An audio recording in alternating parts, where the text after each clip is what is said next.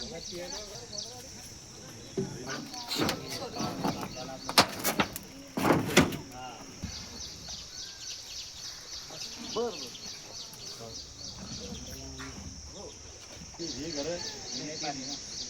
पण तुमच्यासारखी स्थिती याच्यात काय केलं त्यांनी ही पूर्ण लाईन पूर्ण अशी अतिक्रम आहे. पण दुसरं झालं काय अण्णा, हे त्यांचं हे जे होतं याच्यावर त्यांनी एक 10-15 वर्षापूर्वी ते डीपी प्लॅन टाकला. इथून वॉल कंपाऊंड मारलं का हे असं इतकी जागा ते म्हणतात गावलेले आहेत हे पाचवले करू निरसन झालं पाहिजे. तर आता मीच असणारा यांना पहिला प्रश्न करतो की माननीय नगराध्यक्ष साहेब, माननीय नगरसेवक साहेब, इथं ज्या वेळेस शिवोनी जी काही अतिक्रमण, माझं नाव गंगाधर भगवान गुंजाळ आणि हा माझा भाऊ विष्णू राजू गुंजाळ. याच्या वडिलांच्या नावावर नोटीस आली आहे घर बांधकाम रोखण्यासाठी. तर ती नोटीस आल्यानंतर 3 नोटीस द्यायच्या ऐवजी 1 नोटीस दिली. JCB ते घेऊन आले आणि एका घराला नोटीस असताना त्यांनी बाकीचे 4-5 घरंसुद्धा पाडून दिली. नोटीस बी फक्त बांधकाम थांबा म्हणून होती, घर पाडा म्हणून नव्हती. 5 घरं पाडले की एका घराला नोटीस दिली, 5-6 घरं यांनी पाडून टाकली. बाकीची इथपर्यंत सगळं सामान सगळं तोडून टाकलं. एवढा उन्हाचा नवीन घर बांधलं त्याचं अख्खं उद्ध्वस्त करून टाकलं. संसार बघा तिकडं कॅमेरा करून परिस्थिती. आणि एवढं होऊन सदी शिवो साहेबांनी आमच्यावर एक गुन्हा दाखल केला म्हणता बघा साहेब. 5-6 जण ज्याचे एवढे आमचे घर तोडलेत त्यांच्यावर गुन्हा, आणि एक आमच्याकडून ते दाभाड्याताई बोलले त्यांच्यावर सुद्धा गुन्हा दाखल केला. आज हे परिस्थिती बघून आमची ह्या जागेवर राहतो आम्ही, आमच्या जागेवर. MSCB 4-5 दिवसापासून फोन उन्हाचा तिथीवर बघा साहेब, 2 मिनिटं सगळं तुम्ही एक 10 मिनिटं उन्हाला उभं राहून बघा. अशा परिस्थितीत आम्ही आज ह्या जागेवर उन्हावर राहतो. लेकरं बाळा आमचे बारीक लेकरं साहेब बघा कशी त्यांची परेशानी. ते लेकराला जिल्ह्यात हाय अलर्ट सांगितले 4 ते 5 दिवस, आणि त्याच्यात मी माझे लेकरं बाळं घेऊन अशा उन्हात थांबतोय. आमची मागणी फक्त शासनाला एवढी आहे, तात्काळ आम्ही राहतो त्या ठिकाणी आमची काहीतरी पर्याय व्यवस्था करून दिली पाहिजे. आम्हाला बाकी काहीच पाहिजे नाही शासनाकडून. घरकुल मंजूर करून देऊन त्यांनी नगरपालिकेने घरकुल बांधून द्यावे, पक्के करून आणि राहत्या जागेवर आम्हाला त्या जागा नावावर करून देणे. त्याच्यासाठीच आम्ही इथं आलो पहिले. याच्यानंतर आपली दुसरी मीटिंग आम्ही नगरसेवकांची ठेवलेली आहे. याच्यात त्या नगरसेवक आणि नगराध्यक्ष यांनी सांगितलं की अतिक्रमण पाडण्याच्या संदर्भात कोणताही ठराव आणि बॉडीला विश्वासात घेतलं नाही. मग कोणाच्या म्हणल्यावर ते काम करू लागले हे सुद्धा समाज. तर ही गोष्ट आपल्याला कळाली पाहिजे की नेमकं कोणाच्या म्हणल्यावर हे अतिक्रमण पाडलं जाऊ लागलं, तुम्हालाही कळालं पाहिजे. आणि आज हे 5 घरं झाले, उद्याच्याला तुमचे बाकीच्या याचा नंबर लागल. त्याच्यामुळे तुम्ही सगळे एकजुटीनं राहा. त्या पहिल्या घरापासून तर शेवटच्या घरापर्यंत तुमची जी ही 300 घराची वस्ती आहे, ह्या सगळ्यांना एकजुटीनं राहणं गरजेचं आहे. आज 5 घरं तुटले, उद्या सगळे घरं तुटतील. ज्या सरकारनं निर्णय घेतलेला आहे की ज्या सरकारी जागेवर 2011च्या आधी ज्याचं अतिक्रमण आहे तर ते कायम करायचा निर्णय झाला. तुम्ही 4 पिढ्यापासून इथं राहता, 70 वर्षापासून तुम्ही इथे आहे. तर मग हे जे तुमचं अतिक्रमण आहे हे नियमित करण्याचा सरकारने निर्णय घेतला. आणि माझे आमदार चंद्रकांत दानवे साहेब हे तुमच्या पाठीशी उभे राहणार आहे. विकास जाधव असतील किंवा आपल्या वैशालीताई दाभाडे असतील, यांनी सुरेशराव तळेकर हे सगळ्या जणांनी आपला मुद्दा उचलून धरला. त्यांनी सांगितलं की तुम्ही आम्हाला पाठिंबा दिला पाहिजे, आमच्या सोबत आलं पाहिजे. आणि खरं म्हणजे गावातले जे नागरिक आहे भोकरदन शहरातले, यांची सुद्धा जबाबदारी आहे की कोणत्या गरिबावर जर अन्याय होत असेल तर आपण सर्वांनी पुढं आलं पाहिजे, गरिबाच्या पाठीमागं उभं राहिलं पाहिजे. आज जिल्हा अधिकारी सांगतात की सकाळी 10 पासून 5 वाजेपर्यंत घराच्या बाहेर पडू नका. उष्माघाताची प्रचंड लाट चालू आहे. एक बाळ एका कुटुंबाचं 9 महिन्याचं 8-9 महिन्याचं घरामध्ये झोक्यात झोपलेला असताना उन्हाच्या झळा लागून ते मुलगा वारला. आता तीच परिस्थिती. तुमचं हे छोटं बाळ आहे, किती महिन्याचं आहे ताई? 4 महिन्याचं बाळ आहे. याच्या अगोदर त्यांनी सांगितलं की 4 बाळ त्यांचे दगावले, त्याच्यानंतर हे 5वं बाळ झालेलं आहे. आणि मग अशा परिस्थितीमध्ये या शासनानं आपल्याला छत्र दिलं पाहिजे. एका बाजूला आपण म्हणतो की आपण प्रत्येक बेघराला घर देणार आहे, आणि ज्याचं घर आहे त्याला घरातून तुम्ही बाहेर पाडू लागले, म्हणजे हा विरोधाभास आहे. दुसरी गोष्ट, इथं जी कारवाई सीओनं केलेली आहे ही त्या बॉडीच्या म्हणण्यानुसार आम्हाला विश्वासात घेऊन केलेली नाही आहे आणि त्याच्यामुळं त्या सीओनं जो वापर केलेला आहे ही जागा महसूलची आहे आणि महसूलची जागा असताना याच्यावर कारवाई करायचा अधिकार हा तहसीलदाराचा आहे. मग यांनी जो अधिकाराचा वापर केलेला आहे हा एक्सेस ऑफ पॉवर आहे आणि मानवी हक्क आणि मानवी जे हक्क आयोग आहे तर या मानवी हक्क आयोगात सुद्धा आपल्या मानवी हक्काचं यांनी हनन केलेलं आहे. आपल्याला सन्मानानं जगण्याचा अधिकार आहे, संविधानानं तो दिलेला आहे. डॉक्टर बाबासाहेब आंबेडकरांनी संविधान करत असताना प्रत्येक व्यक्तीला सन्मानानं जगण्याचा अधिकार दिलेला आहे आणि तो हिरावण्याचं काम इथल्या या मुख्याधिकाऱ्यांनी केलेलं आहे आणि या सर्व त्यांच्या टीमनं केलेलं आहे. या संदर्भात आपण सर्वजण एकत्रित येऊन लढा देऊ. निश्चितप्रमाणे आम्ही तुमच्या सोबत आहे, तुमच्या पाठीशी आहे, परंतु त्याच्यासाठी एकजुटीनं तुम्हाला राहावं लागणार आहे. हा विचार नका करू की हे 5 घराचं काम आहे, 5 आज सुरुवात झाली आमच्याकडे पर्यायच उद्याच्याला. नाही. हा त्याच्यामुळं राहिल्याशिवाय पर्यायच एकजुटीनं राहा आणि जे खोटे गुन्हे दाखल केले तर त्याची सुद्धा जर खोटे गुन्हे आता जे व्हिडिओ बाहेर आले, जे व्हिडिओ आम्ही लाईव्ह बघितले होते नंतर बघितले तर त्याच्यामध्ये कुठेही खुर्ची फेकताना कोणी दिसलं नाही, कागद फाडताना कोणी दिसलं नाही. तर एक माहिती अधिकार वैशालीताई तुम्ही एक माहिती अधिकार तिथं द्या की त्या दिवशीचा पूर्ण CCTV फुटेज मला देण्यात यावा म्हणून. दुसरी गोष्ट, पोलीस स्टेशनला सुद्धा आपण एक अर्ज दिला पाहिजे की त्या दिवशीचा CCTV फुटेज तुम्ही हस्तगत करा. नगरपालिकेमध्ये कॅमेरे आहेत, त्या कॅमेरेचा पूर्ण CCTV फुटेज हा तुमच्याकडे दिला पाहिजे. आणि नंतर मला काही लोकांनी सांगितलं की तिथं ज्या महिला होत्या तर त्यांच्यासोबत सुद्धा खूप गैरव्यवहार केला गेला. त्याच्यावरती व्हिडिओ मध्ये आहेतच सगळ्या गोष्टी. या संदर्भात सुद्धा आम्ही तुमच्या पूर्णपणे पाठीशी आहोत, एवढंच मी आपल्याला सांगतो. मला व्यवस्थितरित्या पटवून सांगितलं असतं की नाही बाबा या अशी गोष्ट आहे, परंतु हे न करता मुजोरपणा दाखवून जर दडपशाही दबाव आणण्याचं काम करत असेल ते अत्यंत निषेधार्थ आहे, दुर्दैव आहे. या गोष्टीचा निषेध केला पाहिजे. दुसरी गोष्ट असणारं, मी व्हिडिओमध्ये तुमच्या पाहिलं होतं, माजी केंद्रीय मंत्री सुद्धा इथं येऊन निवडणुकीच्या पिरियडमध्ये तुम्हाला आश्वासन देऊन गेले. विद्यमान आमदार सुद्धा आले की बाबा तुमच्या याला हात लागणार नाही, काही होणार नाही, सगळ्या गोष्टी वगैरे. आणि अचानक असणाऱ्या अशा गोष्टी का व्हाव्या? दुर्दैवाने या गोष्टीत मला राजकारण करायचं नाहीये. तुम्ही उघड्यावर पडले, तुम्हाला न्याय मिळाला पाहिजे. तेही सुद्धा जर समजा त्यांना वाटत असेल तर त्यांनी सुद्धा इथं यावं, विद्यमान आमदारांनी सुद्धा यावं, माजी खासदार असणारे रावसाहेब पाटील दानवे साहेबांनी यावं आणि या गोरगरीब लोकांना आश्वासित करावं की तुमच्यावर अन्याय झाला, तुमच्या पाठीमागे मी उभा राहील. आमदारांना जेव्हा नगले गेले तर आमदारांनी पोलीस बोलवले, त्यांना काढून द्यायला लावलं की इथे मीटिंग चालू आहे. तिथे मस्तपैकी जेव्हा आम्हाला दिसतंय हो ते बदाम काजू खात होते, काजू बदाम खात होते तिथे. आणि जेव्हा सुधाकर दानवे असतील, अंकुशराव जाधव सर असतील, विकासराव असतील, तळेकरजी असतील, वैशाली दाभाडेताई असतील आणि आपण जागरूक इसरारभाई आणि जागरूक पत्रकार म्हणून प्रिंट मीडिया आणि या भागातील 29 तारखेला इथं दुपारी 1 वाजता येऊन या भोकरदन शहराचे सीओ आणि कोणाच्या तरी सांगण्यावरून इथं घरं पाडण्याचं काम केलं. खरोखर एक मी कामगार दिनाच्या दिवशी सुद्धा काही लोकांवर 6-7 लोकांवर केसेस करण्याचं काम सुद्धा त्यांनी केलेलं आहे.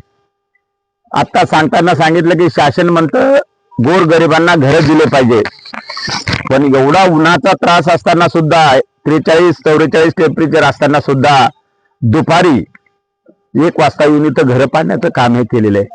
याच्या पहिला प्रथम मी माझे आमदार चंद्रकांत पुंडलिकराव दानवे म्हणून तीव्र शब्दात निषेध करतो की हे कृत्य काही नियमात न बसता त्यांनी हे केलेलं आहे. मला एवढंच सांगायचं या निमित्ताने, हे अत्यंत गरीब समाज आहे. वडर समाज म्हणल्याच्या नंतर दगड फोडून आपल्या पोट भरायचं असा हा समाज काम करणारा इथं राहतोय. हा समाजामध्ये भगवान शंकर गुंजाळे, गंगाराम गुंजाळे, विष्णू गुंजाळे, राजू शंकर गुंजाळ, बंशी गुंजाळ असे 5 ते 7 लोकांचे घरं पाडण्यात इथं त्यांनी काम केलेलं आहे. सदरील नागरिक हे 1958 पासून या ठिकाणी वास्तव्य करतात. आता 58 पासून वास्तव करतात म्हणल्याच्या नंतर शासनाचे सुद्धा नियम आहे, निकष आहे. भारतरत्न डॉक्टर बाबासाहेब आंबेडकरांना घटना आपल्याला घालून दिलेली आहे. 58ला जर राहत असेल आणि कुठल्या तरी कोणाच्या म्हणण्यावर इथे येऊन अधिकारी कर्मचारी इथे येत असेल आणि पाडाचं काम करत असेल तर त्याचा तीव्र शब्दात मी निषेध करतोय. या जागेची दुसरी पिढी इथं वास्तव, तिसरी पिढी इथं वास्तव करते. सन्माननीय जागृत आपल्या जिल्ह्याच्या कलेक्टर पारदर्शकपणानं ते काम करतात आणि त्यांनीच सांगितलं की इथं पारा एवढ्याच्यात एक कोणा घराच्या बाहेर पडू नये आणि इथं येऊन काही या जिल्हा नगरपालिकेचा सीओ, आडमुठ सीओ म्हणाव की काय म्हणावं, या शब्दात त्यांनी इथे येऊन कोणाच्या तरी म्हणण्यावर पाडलेले आहे. त्याला त्याचा जॉब सुधाकरनं सांगितलं त्या पद्धतीने नक्कीच विचारल्या जाईल आणि हा विचारण्याचा अधिकार महामानव डॉक्टर बाबासाहेब आंबेडकरांना तो आम्हाला दिलेला आहे. त्यामुळं त्याच्यात नक्कीच त्यांना विचारू. त्यांच्या घरांना नगर कार्यालयाकडून घर क्रमांक बिल्ले दिलेले ते सुद्धा घरावर लावलेले. त्या दिवशी आमचे जाधव विकासरावनं ते दाखवलेले, मी सुद्धा ते सगळे फुटेज बघितलेले. ते बिल्ले सुद्धा लावलेले होते. ते बिल्ल्याचा क्रमांक 121, 125, 127, 129, 130. पण जर बिल्ले देत असेल शौचालय दिले, त्यानंतर इथं त्यापैकी फक्त शौचालय, लाईट सांगितला इकडे दुसरा लाईट दिवसा चालतो मीटर पण दिले आणि इथला लाईट साफ इच्छुकाटा एवढी म्हणून ते मुद्दाम बंद केल्या जात आहे. या घराला नळपट्टी तर दिलीच आणि नळ सुद्धा दिले.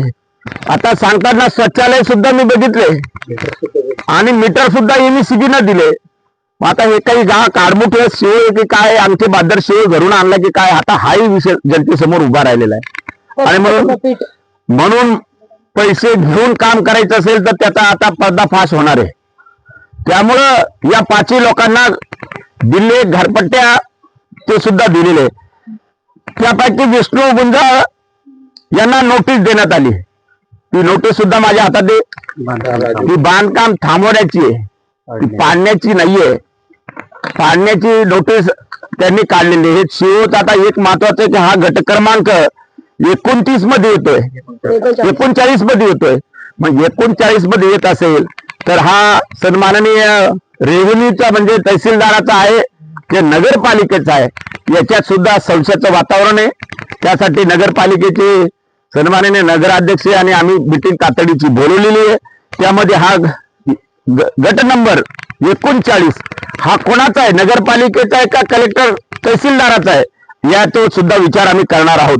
आणि त्यापैकी सांगायचं की त्यांना नोटीस दिली बांधू नका, ही नोटीस पाडण्याची नाहीये. मी सुद्धा ती झेरॉक्स घेतलेली आणि वाचलंय. त्यामुळे इथे सुद्धा ते अडचणीत आलेले. या पद्धतीनं त्यांनी बिचारांनी त्या गुंजाळने ऊसतोड कामगाराकडून पैसे घेतले आणि त्याच्यामध्ये थोडे पत्र टाकून या उन्हाच्या चटक्यामुळे ते घर करायचं होतं ते जमीन दोस्त करण्याचं काम या नगरपालिकेच्या शिवने हे कोणाच्या तरी सांगण्यावर केलेलं आहे. म्हणून ते सुद्धा त्याला त्याचा मोबदला त्या बिचारा विष्णू राजू गुंजाळ यांना मिळाला पाहिजे. त्यानंतर 5 जणांचे घर पाडून टाकले. नगर परिषद कार्यालयाचा नंबर 33 मध्ये घराचे पक्के बांधकाम करू नका म्हणून ती नोटीस त्यांना दिलेली होती. पण ती जागाच नगरपालिकेची नसल्यामुळे त्या नोटीसला काही महत्व नाही. आणि जे घर पाडले ते गट नंबर 39 मध्येच पाडले, कारण या जागेला लागून सन्माननीय पलीकडची जागा काय म्हणतात त्याला जिनिंग लागून असल्यामुळं तिकडून इकडे घुसायचे का काय अशी सुद्धा सुप्त अवस्थेत चर्चा चालू आहे. त्यामुळे त्या जागेशी काही या जागेचा संबंध नसताना ते केलेले आणि म्हणून या पद्धतीने या ठिकाणी तार कंपाऊंड करण्यात आले. तिथं तार कंपाऊंड केलेले ते सुद्धा आताच माहिती घेतली असताना नमो उद्यान मधून 1 कोटी रुपये खर्च केलेले आणि ते 1 कोटी खर्च करायचे म्हणजे समाजाच्या बारीक बारीक छोट्या छोट्या मुलांसाठी ते केलेले. आज तिथं कोणाला जाण्याची एंट्री नाहीये. मी सुद्धा पहिल्याच वेळ ते बघतोय. काही तिथं कोणी जात नाहीये. फक्त पैसे खाण्याचं काम आणि अत्यंत बोगस काम हे नमो उद्यान मध्ये कधी झालं मलाही माहित नाहीये. पण ते सुद्धा आज पाण्यात आलेले, त्याची सुद्धा सखोल चौकशी करण्यात येईल.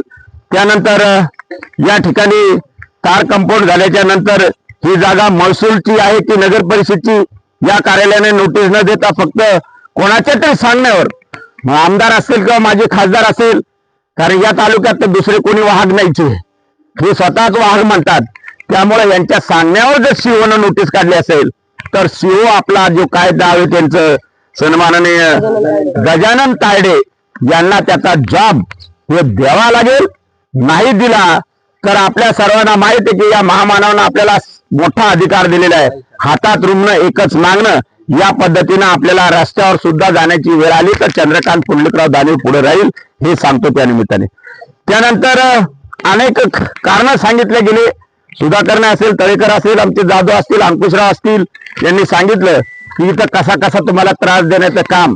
आता सांगतात नाही 5 घरं पाडले आणि इथं पुढचे सुद्धा त्या रोड पर्यंत हे घरं त्याच्या या 39 मध्येच येतात. आणि सुरेश रावत सांगितलं तर 39 हा सर्वे गट नंबर फार मोठा आहे. अनेक जणांनी इथं अतिक्रमण केलेलं आहे. मग त्यामुळं खूप मोठं अतिक्रमण झालेलं आहे. हे थांबवायचं असेल तर आता इथं दूधचं दूध आणि पाणीचं पाणी हे करण्याचं काम सुद्धा आपल्याला करावं लागेल आणि ते नक्कीच आपण करू. या निमित्ताने मी तुम्हाला सांगतो की इथं पुन्हा जे पाडलेले ते घर उभे करा, चांगले व्यवस्थित, तुमचं कमी खर्चात. आता ऊन आहे, इथं दुसरे कोणी आता येणार नाही. नगरपालिकेला सीओला सांगूनच यांना घरकुल योजनेमधून घरं देण्यात तुम्हाला हा नगरपालिकेच्या सीओ आणि त्यांना सांगून तुम्हाला इथं घरकुल ताबडतोब तुम्ही, कारण काय तुमच्या तिसरी पिढी आहे. व्यवस्था करून आता तुम्हाला तातडीनं राहण्यासाठी, कारण की आता सांगितलं की या ताईचं बाळ छोटे रात्री 6 इथं निघालेले आणि मानव जातीसाठी शासन कुठलंही असेल ते मानवाला त्याची सेवा करण्यासाठी असतं आणि हे जर करत नसेल तर यांना जॉब विचारण्याचं काम हे केल्याच जाईल. एवढंच मला या निमित्तानं आपल्याला सांगायचंय. 353च्या काही केसेस ते व्हिडिओ सगळा बघितलंय. तिथं जाऊन जॉब विचारल्याच्या नंतर सन्माननीय आमदार तिथं होते, बदाम काजू पिस्ते खात होते आणि त्यांना यांनी प्रश्न विचारल्याच्या नंतर गरमी व्हायला लागली. सीओ आणि त्यांनी दोघं मिळून पोलीस स्टेशनला जा आणि यांना केसेस करा असं जर सांगत असेल तर या तालुक्यामधली जनता त्यांनाही धडा शिकवल्याशिवाय राहणार नाही. या पद्धतीचं राजकारण हे कधी जास्त दिवस चालत नसतं. खोटे गुन्हे सुद्धा मी सन्माननीय तिथले DSP असतील, इथला PI असेल, त्यांना विनंती करतो की या पद्धतीनं जर केलं तर नेपाळ सारखी परिस्थिती व्हायला आता बाकी राहणार नाहीये. नेपाळला जी परिस्थिती आहे की घराचे घरे जाळवले गेले, तशी परिस्थिती नक्कीच इथला तरुण सुशिक्षित माता भगिनी हा हातात कायदा घेतील आणि तुम्हाला जॉब विचारतील. त्यामुळे ते सुद्धा तुम्ही व्यवस्थितरित्या तातडीनं ते 353 गुन्हे मागे घ्या, नाहीतर त्याचं दूधचं दूध पाणी करून दाखवा की हे खोटे आहे का हे खोटे. या पद्धतीने ते काम करावा, हेच मला या निमित्तानं सांगायचं. राष्ट्रवादी काँग्रेस पार्टी शरदचंद्रजी पवार साहेबांच्या माध्यमातून आम्ही निवडणूक लढली आणि जनतेने सुद्धा आम्हाला नगराध्यक्ष आणि 11 लोक नगराध्यक्ष धरून इथं निवडून दिलेले. त्यामुळे तुम्हाला नक्कीच त्यामध्ये सर्व समाजाला, तालुक्यातील जो मानव आहे त्याला मदत. मी बोलतो सर्वप्रथम, आम्हाला कोणत्याही प्रकारचं त्याने विश्वासात घेतलं नाही. त्या दिवशी मी नगराध्यक्ष साहेबाला फोन केलं की बाबा असं असं चालू आहे की अतिक्रमण ते काढणार आहे. तर मी त्यांना फोन लावला की अतिक्रमण त्यांना काढू नका देऊ. तर ते म्हणे ते ऐकण्याच्या मनस्थितीत नाही आहे आणि तो स्पष्ट म्हणतो की अतिक्रमणाच्या बाबतीत मला काही बोलायचं नाही. अशी अरेराची भाषा तो करतोय आणि आमचा त्याच्यात कोणत्याही प्रकारचा त्याला सपोर्ट नाही. आणि त्या दिवशी ताई बी आली, त्या दिवशी आम्ही त्याचीच बाजू घेतली. नसीमबाई मी तुमच्या व्हिडिओत पाहिला, ताई ना कुठं त्याच्यावर खुर्ची मारली नाही, काहीच नाही, त्याचे काहीच पेपर फाडले. नाही, आपल्याकडे शूटिंग केलं, 353 खोटी केली, या लोकांचे नाव घेतले. गरीब हे शौचालय दिलेलं आहे 2014ला, याला शासकीय नगर परिषदनं अनुदान दिलेले.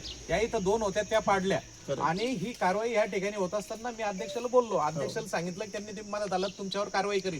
परंतु तुमचा जर का तो शिव ऐकत नसेल नगराध्यक्षाचा, तुम्ही अतिक्रमणाच्या मदत आल्या तर तुमच्यावर कारवाई करीन नगरसेवकावर. मला म्हणायचं आहे की अतिक्रम काढा, आमचं हे म्हणणं नाही यांचं काढा, पण 39 सर्वे नंबर मध्ये जितकं अतिक्रम असेल, मग तिथं कोणती सोसायटी असेल, तिच्यातलं ओपन स्पेस असेल, तिथं बाजूला कैलास नगर आहे, या कैलास नगर मधलं ओपन स्पेस जर का कोणा एकूण टाकेला असेल तर ते सुद्धा पाडलं गेलं पाहिजे. इथून पाडा तुम्ही सिद्धेश्वर नगर पर्यंत, आमचा त्या अतिक्रम काढण्याला विरोध राहणार नाही. परंतु तुम्हाला ज्या लोकांना तुम्ही इथं बॅच दिलेले, नळ टॅक्स दिलेले, MSCB न बिल दिलेले, तुम्ही पंतप्रधान योजनेतून त्या घरकुलाचं त्यांना अनुदान आलेलं आहे, गणपती बँकेचे स्टेटमेंट सुद्धा त्यांच्याकडे आहे.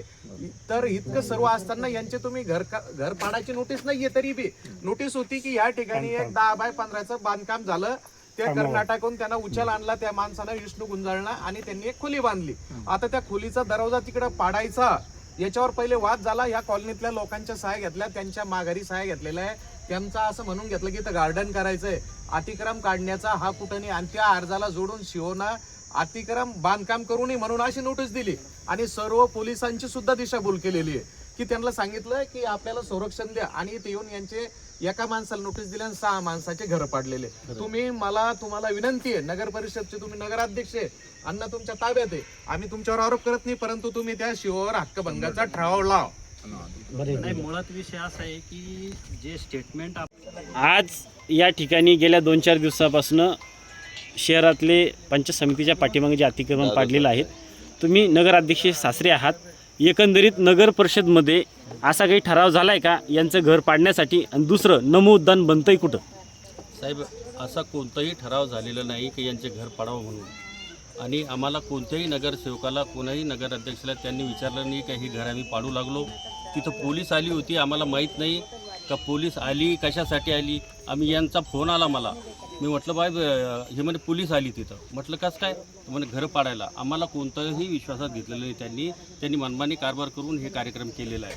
आणि राहिल्यावर गार्डनचं, नमो गार्डन हा माडा कॉलनीमध्ये 1 कोटी रुपयाचा नमो गार्डन झालेलं आहे. त्याचं टेंडर झालेलं आहे. आणि ते टेंडर झाल्यानंतर उद्घाटन बी साहेबाच्या हस्ते तिथं होणार आहे.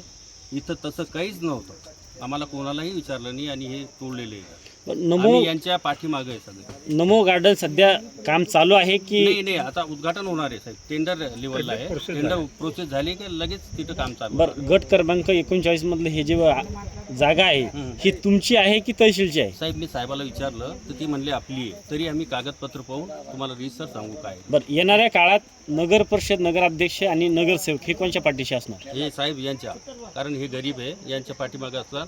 आणि आम्ही जे घरकुलाची 3 एकर जागा आहे तिकडं, ते घरकुलाची एजन्सी मागवलेली आहे. जेव्हा ती घरकुल ज्यांना जागा नाही आहे गावात, त्यांना ती जागा आम्ही देणार आहे, घर बांधून देणार आहे. त्यांच्यात यांचं पहिले प्रथम त्यांचं हे राहील, नंतर दुसऱ्याचं राहील. सीओच्या विरोधात भूमिका काय तुमची? शिव साहेब आम्हाला सांगितलं ते तर विरोधातच आहे ना. आम्ही शिवनं आम्हाला काही सांगितलं हक्कभंग आणणार? हक्कभंग आता सगळं नगराध्यक्ष आम्ही विचार करतील. ओके.